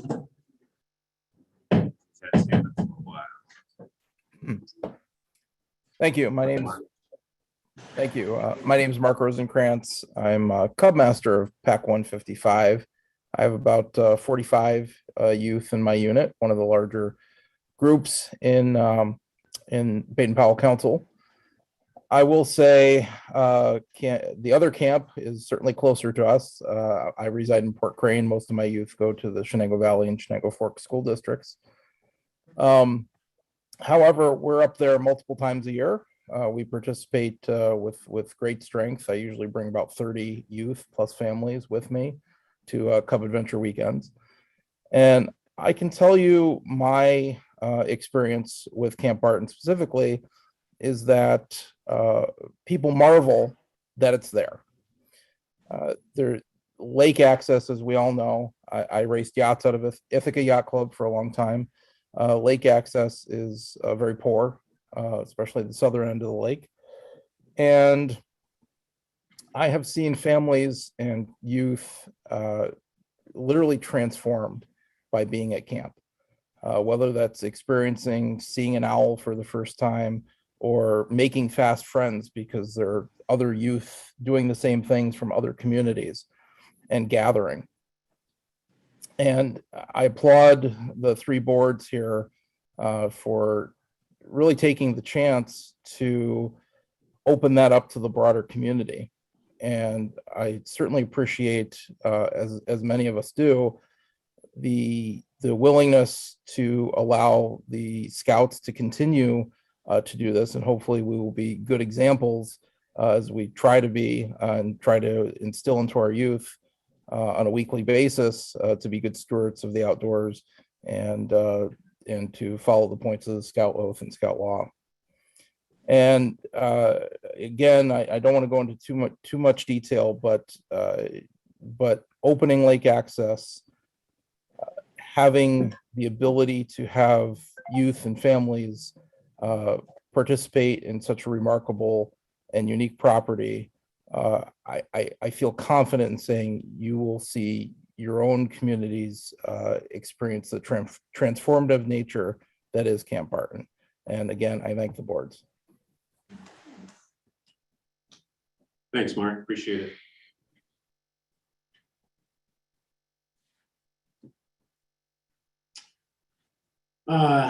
Yeah, lots of hands. Let's start over here. Yeah, my name is Mike Brown. I'm the district commissioner for the Teganic district that covers Tompkins and Cortland County. I guess that makes me Bill White's boss. But my priority on behalf of the units in my district, which is this area, is to see something of Camp Barton remain for the Scouts during the summers. And apropos of that, we've been talking about how the burden would become part of the towns to mow the grass. I might point out the grass has been mowed there since 1927 without the town spending any money on it at all. And as long as the Boy Scouts are going to be there weekends during the summer, we're going to keep mowing the grass. So in terms of having to worry about the budget for mowing the grass, I think that you've got a good resource in those of us that have been there for going on a century now. The PSA bought, then the Ithaca Council bought the property in 1927 after the state bought Teganic Falls State Park, and we had to move. And we've been there ever since, and hope to continue on at great and welcome folks to be part of that. But please do factor in the volunteer labor that you will have from us to continue maintaining that property. This is not entirely your burden. Thank you. My name is Iraga Vernick, and I live on the Frontenac Road as well. So developing the property, for recreational down the road is going to increase traffic. It will put unnecessary pressure on both South and North Frontenac Road, and like to deal with the traffic.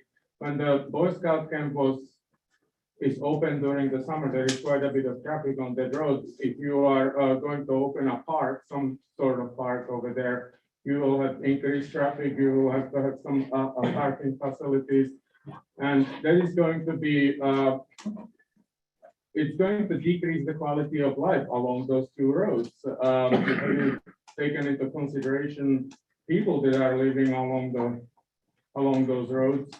The other thing is the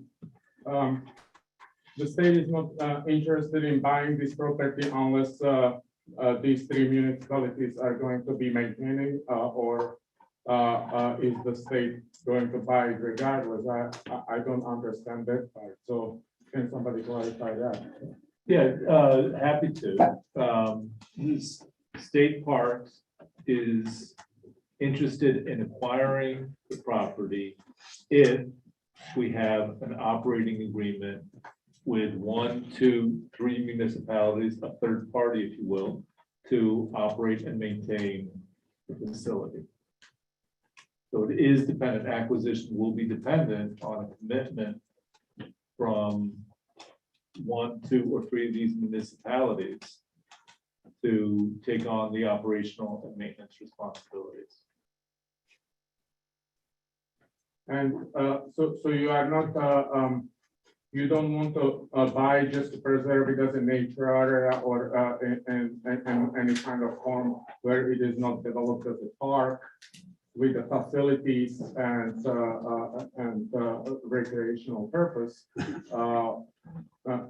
and turning it into, let's say, wildlife area, because there is wildlife living over there in the canyon and, in and around the park, in and around Camp Barton, which is worth to preserve.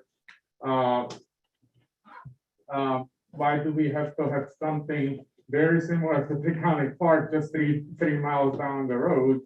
When, Taconic State Park is offering everything that you are proposing over here. I mean, like, why can't we think beyond that and turn it into wildlife area, which is really needed, just like across the lake when they bought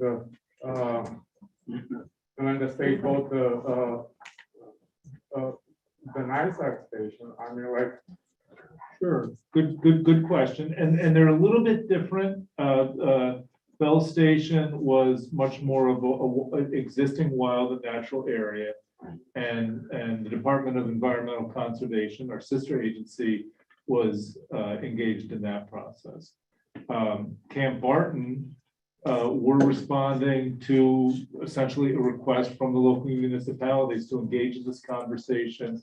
And state parks is, yes, conservation, water quality, all of the environmental issues are of paramount interest to us. But what's really drawing our interest is lake access and maintaining the recreational resource that we have in that facility. So, and it's really in response to interest that we have from the community, the letters that we've received, to see if it's possible to create this partnership. Yeah. Thanks. Hi, my name is Greg Hutnick. I'm a village Trumansburg resident, planning board member, but I was also a Boy Scout down at Camp Barton all my years, and I became an Eagle Scout. So I'm here just to thank just the boards for coming together, state parks, Grand Council for coming together and not selling the property off.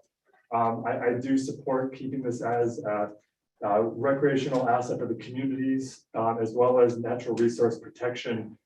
It was actually, in fact, I was thinking as I was walking over here that it was in those woods, specifically when I was doing my environmental science merit badge, that I decided I wanted to go into a career for natural resource protection. I'm currently a planner now, but it was really during that time, and it was in those woods. Those woods are in that area is very special for many people like me. Thousands of Boy Scouts went there, still have lifelong friends that truly cherish this property.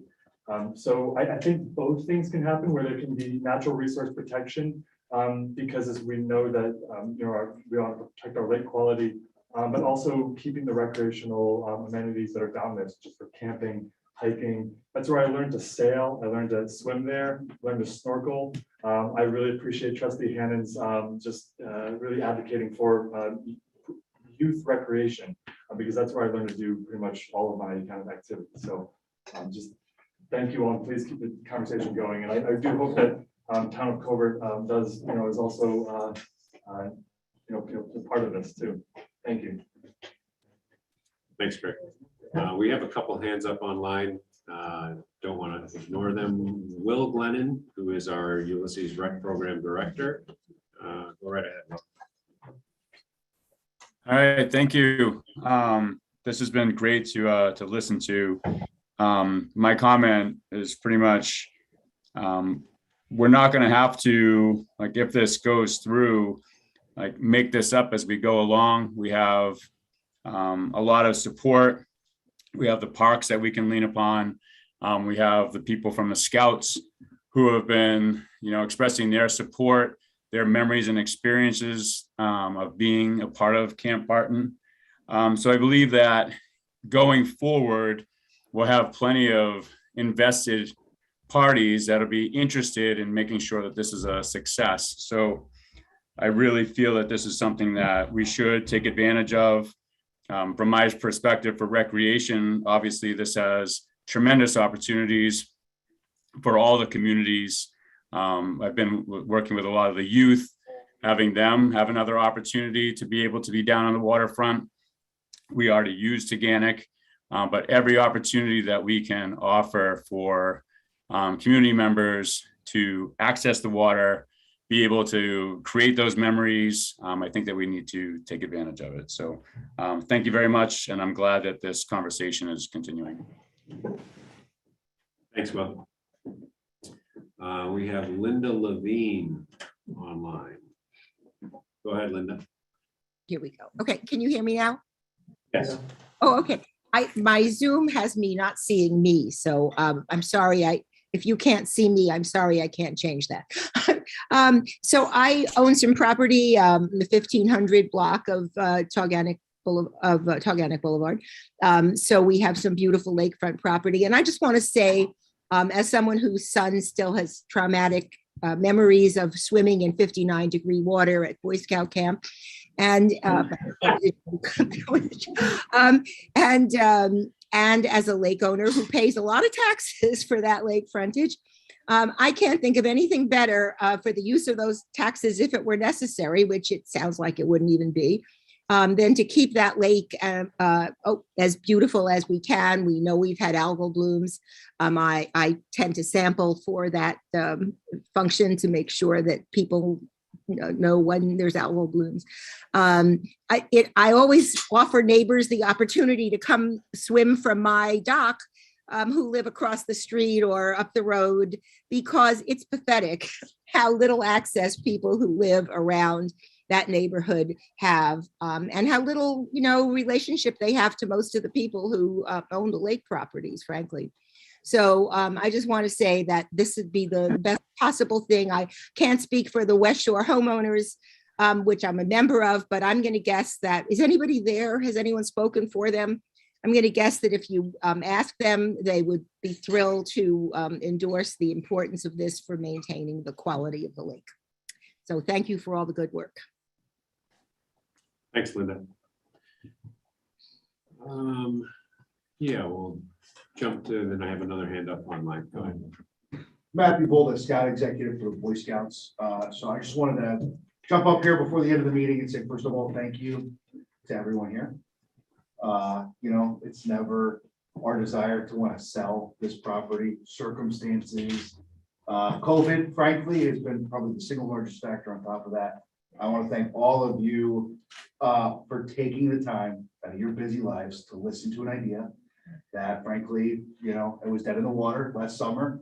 I want to thank Brad Granger, Jay True, the members of our board, our scouters that are here tonight, for really standing behind us and supporting the exploration of something with this possibility. Fred, we've had a couple of conversations. Thank you so much for your involvement.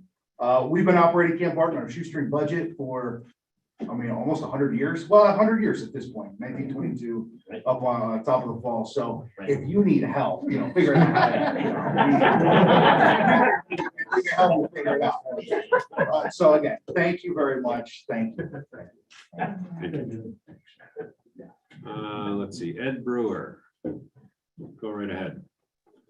Hello, I am the committee chairman of Troop 77 in Groton, New York, which is part of the district that uses Camp Barton on occasions, and also one of the advisors for Otonigan Lodge, which is the Honor Camper Society for Baden-Powell Council. The question I do have is, I did hear in a recent conversation here that there is 40 acres that is being sold at the top of the camp. And what we're trying to find out is what parts of the camp are included in those 40 acres. Does that include Chase Lodge and King Lodge? And does it include the Honor Camper Society ring that was built up there? So we know in the future if that needs to be moved. And Matt Bull would know about that. It's those two, Chase and King. They're on the 40 acres. Jason King. Jason King. So, and it sounds like that those two specific properties you mentioned are in the 41 acres that have been listed for sale. Yeah. Thank you. Sure. Any other? Yes. Hi, Brad Farnell. Yeah. I just want to comment, my family's had a camp on the lake since 1941. My grandparents bought it back then because nobody wanted property on the lake. They moved out of Ithaca back when some disease was going on, similar to COVID, that they didn't want to be around people. So they moved and bought this crappy piece of property on the lake that nobody wanted. 10 miles out of Ithaca, and they had to drive, an hour to get there anyway. So it's been in the family since 1941. We've seen the scout camp. sailed around, you sailing out there and watching you tip over, and, you know, we've, other members of I can see other members down the road as well. I, for one, speaking for myself and my family, fully support this. I understand that there may be more traffic. Imagine if somebody else buys that and develops it, what more traffic could that even more be? You know, heavy trucks, could it be a casino? Gosh only knows, you know, what it could be in 20, 30 years. You know, Fred, you know, thank you, the state parks for, you know, stepping up and everybody here, at least thinking about doing this. And I think that for the preservation of the people who own property down there, this is the best possible world. And it's a great opportunity for every member of the community as well. So thank you all for doing this. Thanks, Brett. Hand in the back, we haven't heard from yet. Yes. Further back. I'm Shirley Brown, and I appreciate what you shared. Because I was sitting here going, okay, I'm not gonna be able to say whatever it is that's going through my head right now, but I'm gonna give it a shot. So I think there's an underestimation of what can happen with this property and the amount of revenue that it can generate, because there are so many people that want to go to parks. So many people who want to be in nature, and this park has been being used for the Boy Scouts. I've never been there. I know, I talked to a lot of people in town that have never been there, never saw it, never gone there. So, so I think that there's the potential when people find out that, and it's so beautiful. It is extraordinarily, unbelievably gorgeous, right? I just like, when I saw it, it's like, I'm married to Rich over there. And it's an incredible piece of property. When people find out about that, they're gonna wanna go. And they're gonna wanna go again, they're gonna go again. So there's a potentiality for the revenue. I do not think is gonna be a problem. I think what potentially can be the problem is running over the property. So I think that's what really needs to be brought into consideration. And I am so grateful that you guys are all engaged in this conversation and that you're considering really seriously taking the project on, because it's critical. It's the earth. It's us taking care of. It's our obligation to, anyways, I won't go down the track. But to take into consideration how much traffic that land wants. How much does it need? How much does it want? Then there's what we want and what we need, our access to the land. But it's not just about us. It's about the land. It's about the animals. It's about the neighbors. It's about the whole ecosystem that's there. Because I think there's a potential that it can just explode. And I think that's real. I think it's a real potential opportunity. I kept hearing the Boy Scouts, the Boy Scouts, the Boy Scouts. They're the only ones who know about it. The Boy Scouts, the old Boy Scouts and the new Boy Scouts, they're the ones who know about it. The rest of us are dog walkers, and there's a lot of us who don't know about it. When we find out, it's going to be something. It's going to be something. So I just think that needs to be included in the planning of how the usage planning and the controlling of the traffic and the controlling of the trampling on the, you know, and all of that stuff. So, and the parking, yeah, all of that. So I just wanted to add that piece in. Yeah. So I want to be respectful of everyone's time. I know that we have board members who need to leave. So this is just the beginning of the conversation. It's, we certainly got a lot to talk about. I think getting the MOU language from Fred will be very helpful for our boards to consider. Certainly, if anyone either online or in person has additional comments that they would like to add, if you can't figure out how to get a hold of me, there's our email addresses, phone numbers, all available for anyone who would like to comment. If you do have access to the internet, then I'll be posting something about this in the next few days. So, you know, comments welcome. And then I suppose for our boards, we'll stay tuned. All right, so thank you everybody for coming tonight. Stay tuned and do offer your comments to us by whatever is the most convenient method for you. Just move to adjourn.